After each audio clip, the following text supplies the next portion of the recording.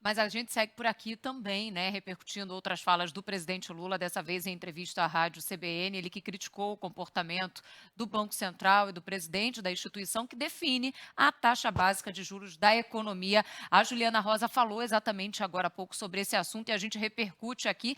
Lula disse que a única coisa desajustada que existe no Brasil nesse momento seria exatamente isso. Nós só temos uma coisa desajustada no Brasil nesse instante: é o comportamento do Banco Central. Essa é uma coisa desajustada. Um presidente do Banco Central que não demonstra nenhuma capacidade de autonomia, que tem lado político e que, na minha opinião, trabalha muito mais para prejudicar o país do que para ajudar o país, porque não tem explicação a taxa de juros do jeito que está. Bom, Ju, vamos repercutir. Como é que o mercado financeiro recebeu essa fala do presidente Lula? Mais uma vez, é um ataque direto a Roberto Campos Neto, mas num grau um pouco mais alto agora, né? Pois é, tinha dado uma esquecida, né? Agora voltou na véspera aí da decisão de juros do Banco Central. O que está acontecendo, né? No primeiro momento, o dólar foi para 5,44, teve ali uma subida forte, agora voltou para 5,40. Então, não chega a mudar a situação, que isso não significa que seja boa. O que eu acho importante dividir ali, como eu falei na abertura, né? É separar um pouco as coisas em duas caixas diferentes.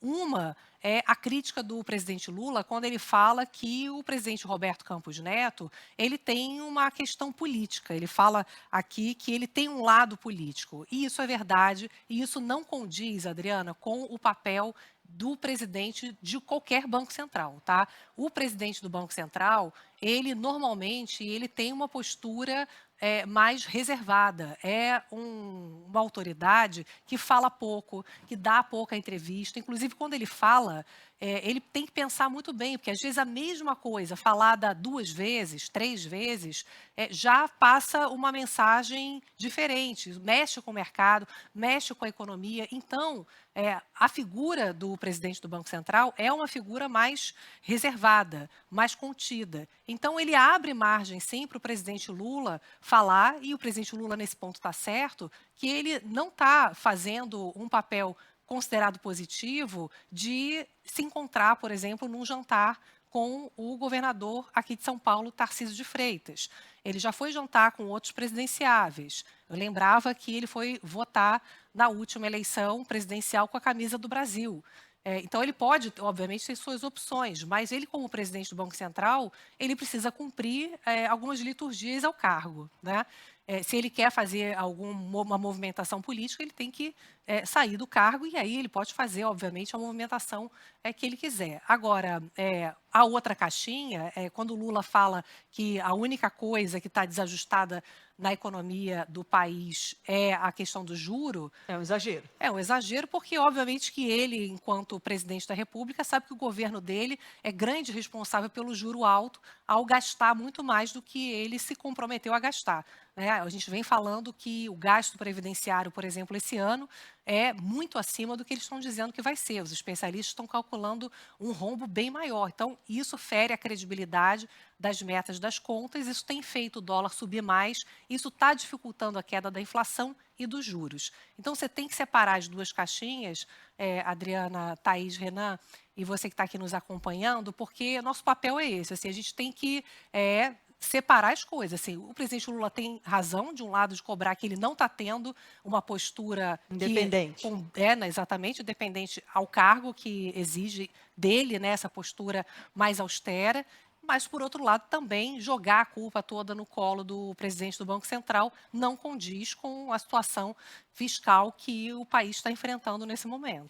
Só antes da gente ir para um outro trecho, o presidente Lula já havia manifestado uma insatisfação em relação a esse jantar que a Juliana Rosa citou, um jantar feito em São Paulo, em homenagem a Roberto Campos Neto, e esse jantar quem ofereceu foi o governador do estado de São Paulo, Tarcísio de Freitas. Então, o presidente Lula estava na Itália, já tinha se manifestado irritado com essa aproximação do presidente do Banco Central com o governador de São Paulo, que é um nome que está entre os possíveis candidatos à presidência da República em 2026. Aí nos bastidores falava, inclusive, de uma sinalização que numa eventual candidatura de Tarcísio de Freitas, Roberto Campos Neto aceitaria ser o ministro da Fazenda, ou seja, uma conversa política de alianças e de negociações políticas, e o presidente Lula se irritou que o presidente do Banco Central, que tem que ter essa figura que a Juliana acabou de descrever bem, estivesse nessas negociações. E aí agora, com essa fala aqui do presidente Lula, num tom muito mais elevado na crítica a Roberto Campos Neto, de que ele trabalha contra o Brasil, efetivamente o presidente Lula está mais uma vez manifestando essa insatisfação e também trazendo muito a componente da política, que os petistas, inclusive, associando a figura de Roberto Campos Neto ao que no passado foi o Moro.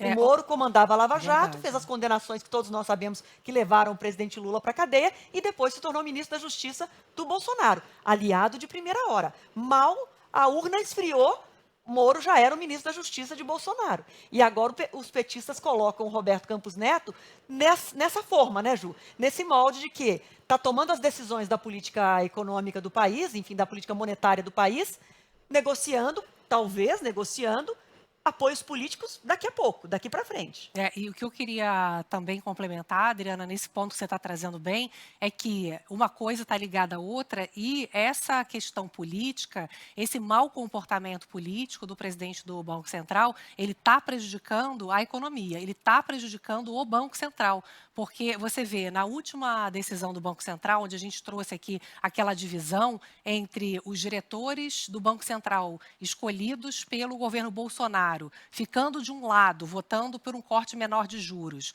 e os diretores indicados pelo governo Lula ficando do outro lado, votando por um corte maior de juros, ficou parecendo, e o mercado reagiu muito mal, que havia ali uma divisão clara onde, a partir do momento em que houvesse maioria de indicados pelo governo Lula, aquele grupo seria leniente com a inflação, deixaria a inflação mais alta. E o que está acontecendo nesse momento? Agora, esses diretores, embora eles todos estejam dizendo que era uma discussão técnica, eles estão tendo hoje, na reunião que começou agora, e amanhã termina provavelmente com um juro mantido em 10,5%, que talvez até eles pudessem ter cortado mais um pouco, porque vamos combinar que 10,5% é um juro realmente muito alto para uma inflação na casa de 3,7%, mas que eles talvez tenham que ser mais duros, falar mais grosso, para mostrar que eles, de fato, não vão ser lenientes com a inflação. Então, a Adriana também tem uma crítica e até uma desconfiança, porque ele dá margem a isso, do presidente do Banco Central, Roberto Campos Neto, também não ter conduzido